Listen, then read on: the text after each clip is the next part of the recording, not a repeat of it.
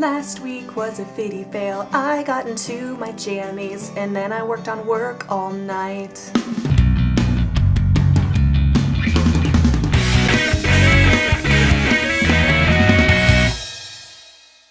Hi guys, it's Thursday, Ashley Day, and yes, I was a fitty fail last week. Well, I guess very technically I've been a fitty fail for several weeks in a row now, which is why I weigh like the highest I've weighed in a pretty long time. Let's just say that unemployment didn't do great things for my weight. Basically, all the really bad habits that I got myself into while I was unemployed, like eating out all the time, I really haven't broken those yet. What does not help is that they closed down my grocery store down the street because they wanted to add a Starbucks to it. Apparently the really nice Starbucks that's 3 blocks the other direction was too far for some people.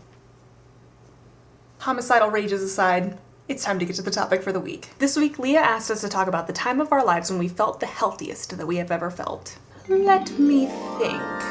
It was early in 2006. I was feeling generally blah. There was no particular reason to feel blah, I just wasn't feeling that great. I personally think I have a little bit of a seasonal affective disorder, so wintertime always leads to the blahs. But in February 2006, I decided to change something about myself. I'm gonna read to you the blog post that I wrote to myself that day. I am beautiful, but I want to look amazing. My body has the potential to look stellar, and I know I have the ability to make it that way. People are gonna look at pictures of me, how I look now, and say, wow, you've changed so much. I will have to make sacrifices with my time and with my emotions. I refuse to drug myself with food anymore. I will not give in to peer pressure. I will treat bad food like the drug it is, and I'll kick the habit. I'm going into rehab, starting now. I will work out today, and I will push myself. I will fit into size 6 jeans. I will have succeeded in an effort, and that alone is worth the fight. So that's what I wrote myself.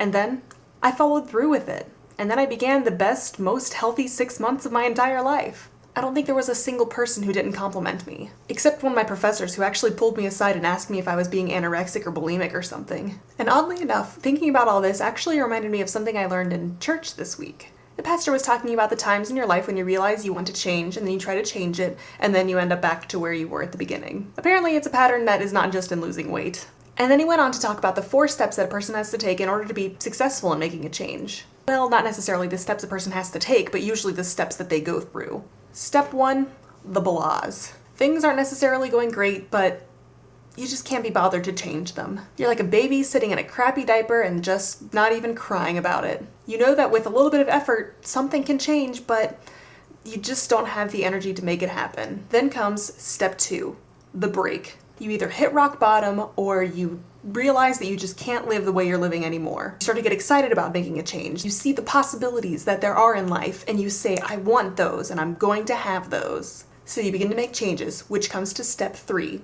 the blues. You're doing what you're supposed to be doing, but you're just not seeing results yet. Remember, this is my pastor talking about life, not necessarily weight loss goals. You just get to a point where it's like, is it even worth it to keep working toward this goal when it seems like it's never ever gonna happen?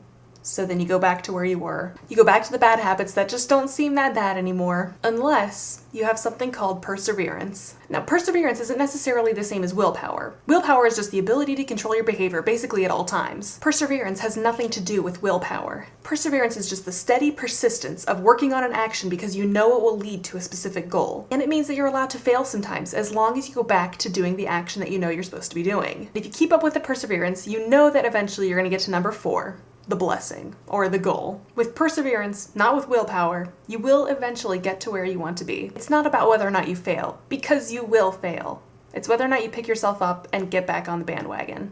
Bandwagon? Wagon? Something. I'm almost out of time, so I have to hurry up and say goodbye. Next week I'm not going to be here because I'm going to be on a ski trip in Colorado, and Kimmers, I'll see you tomorrow.